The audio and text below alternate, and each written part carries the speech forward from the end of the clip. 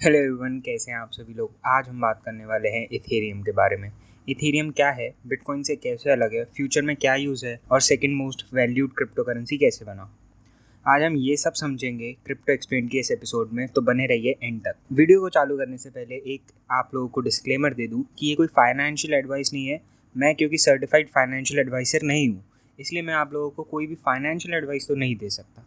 और मेरी तरह ही जो बाकी यूट्यूबर्स हैं जो कोई सर्टिफाइड नहीं है और प्रेडिक्शन वीडियोस बना रहा है, वो कानूनी गलत है। और उसकी प्रेडिक्शन वीडियो को देख के आप लोग कोई भी इन्वेस्टमेंट ना करें, अपनी खुद की रिसर्च करें या फिर किसी सर्टिफाइड प्रोफेशनल की बात माने। ऐसे यूट्यूब पे प्रेडिक्शंस देख के इन्वेस्टमेंट करना गलत है। इथेरियम को समझने से पहले हम बिटकॉइन को जल्दी से देख लेते हैं, क्योंकि जो बिटकॉइन है उसी के बेस पे इथेरियम को बनाया गया है। आप लोगों में से मैक्सिमम लोगों को पता होगा कि बिटकॉइन क्या है। बिटकॉइन है एक डिसेंट्रलाइज मनी। बिटकॉइन बनाने से पहले इंटरनेट पे पैसे को यूज़ करने का कोई एक ठीक तरीका नहीं था। जो तरीके थे वो थे सिर्फ बैंक टू बैंक ट्रांजेक्शन या फिर पेपल को यूज़ करके।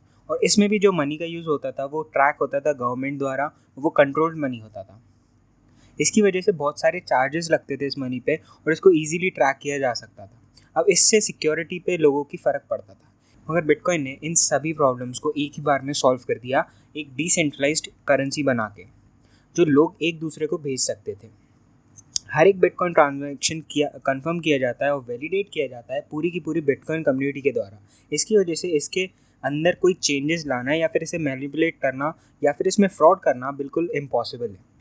अगर अभी भी आप लोगों को बिटकॉइन के अंदर कोई दिक्कत है तो मैं एक पूरी वीडियो लाने वाला हूँ इसी चैनल पे बिटकॉइन को समझाते हुए। उसमें हम क्रिप्टो करेंसीज के जो बेस है, जिसे हम बिटकॉइन कहते हैं, उसको समझेंगे बहुत ही अच्छी तरीके से। बिटकॉइन की सक्सेस के बाद लोगों को समझ आ गया था कि पैसे को डिसेंट्रलाइज किया जा सकता है। अब लोगों ने सोचना चालू किया कि हम कोई ऐसा तरीका निकाल पाए जिससे हम ऐप्स को और बाकी भी जो चीज़ें हैं इंटरनेट के ऊपर उसको भी डिसेंट्रलाइज कर सकें। तो इस तरीके को निकालने के लिए लोगों ने यूज़ किया ब्लॉकचेन को।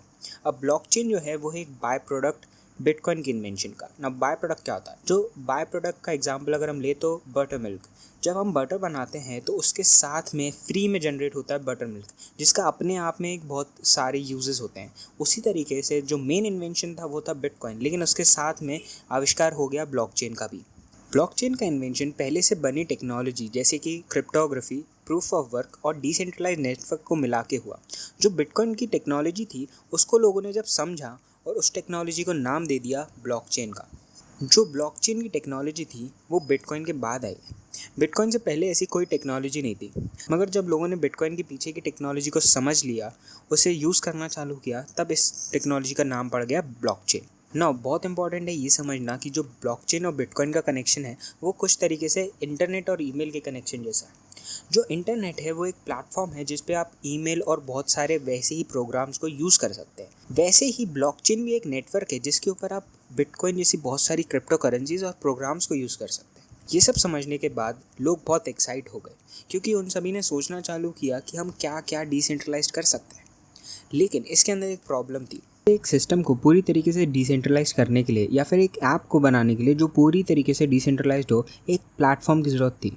और ऐसा प्लेटफॉर्म को बनाने के लिए बहुत सारे कंप्यूटर्स की ज़रूरत थी। और ऐसा नेटवर्क सिर्फ और सिर्फ बिटकॉइन पे था उस समय पे। और वो जो नेटवर्क था वो भी बहुत लिमिटेड था, क्योंकि उस नेटवर्क पे आप सिर्फ दो चीज़ें स्टोर कर सकते थे। एक था किसने किसको पैसे भेजे और कितने पैसे भेजे। अब क्योंकि बिटकॉइन सिर्फ एक करेंसी था, उसको ट्रैक करने के लिए सिर्फ और सिर्फ इन दो चीज़ों की ही ज़रूरत थी।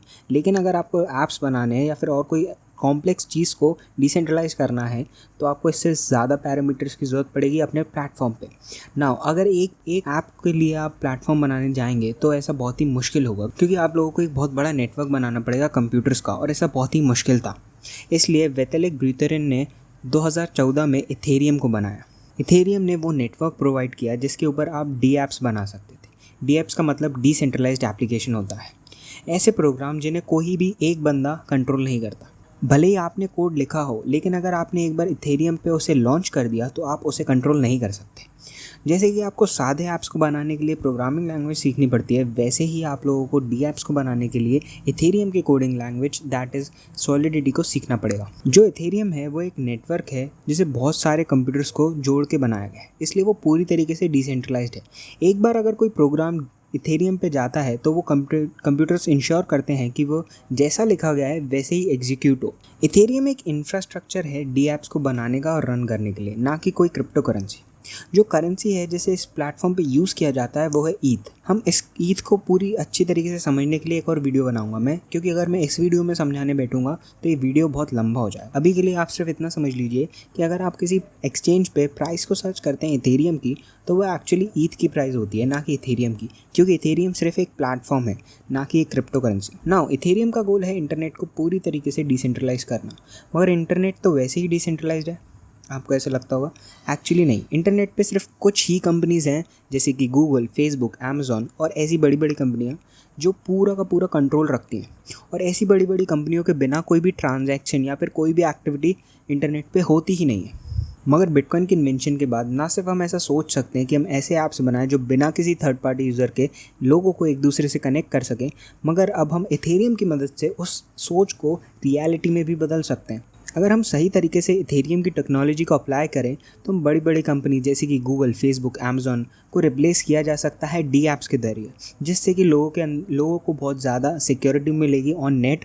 और बहुत सारे जो गलत काम है, जैसे कि फेसबुक हमारा डाटा एडवर्टाइजमेंट कंपनीज़ को बेचता है और इस तरीके से हमें मैनिपुलेट किया जाता है, ये सारी चीज़ें बंद हो जाएंगी फ्यूचर के अंदर अगर हम इथेरियम के ऊपर फेसबुक जैसे डी ऐप्स बनाएं, जिसका जो हमारा डाटा है वो एक जगह पे स्टोर नहीं रहेगा, सारे के सारे नेटवर्क पे स्टोर रहेगा और इसे एक्सेस करना बहुत ही मुश्किल होगा। आई होप इथेरियम क्या काम करता है और इसके क्या फीचर्स हैं और इसका क्या रोल हो सकता है फ्यूचर में, ये सब आप लोगों को समझ आ गया होगा। अब इथेरियम काम कैसे करता है उसको हम समझेंगे दूसरी वीडियो में, जो कि आने वाली जल्दी। प्लीज़ लाइक कर दीजिए इस वीडियो को और सब्सक्राइब कर दीजिए मेरे चैनल को, अगर आप लोगों को ऐसी ही और वीडियोस चाहिए क्रिप्टो करेंसीज़ के बारे में। इस चैनल पे हम लोग डिस्कस करेंगे हर तरीके की क्रिप्टो करेंसी, उसके पीछे की जो मशीनरी है और उसके क्या फ्यूचर में रोल हो सकता है और अभी वो क्या रोल निभाती है। हम ऐसी सारी चीज़ों को डिस्कस करेंगे डीप में इस चैनल पे। ये कोई प्रेडिक्शन एडवाइस नहीं है, अगेन मैं बोलूँगा आप लोगों से, आप लोग अपनी और रिसर्च भी करें। और जल्दी मैं लाने वाला हूँ वीकली क्रिप्टो न्यूज़ की सीरीज़, तो प्लीज़ सब्सक्राइब कर दीजिए इस चैनल को और शेयर कर दीजिए अपने दोस्तों के साथ जो क्रिप्टो करेंसी के अंदर इन्वेस्ट करते हैं, ताकि वो भी अपनी नॉलेज बढ़ा पाएँ।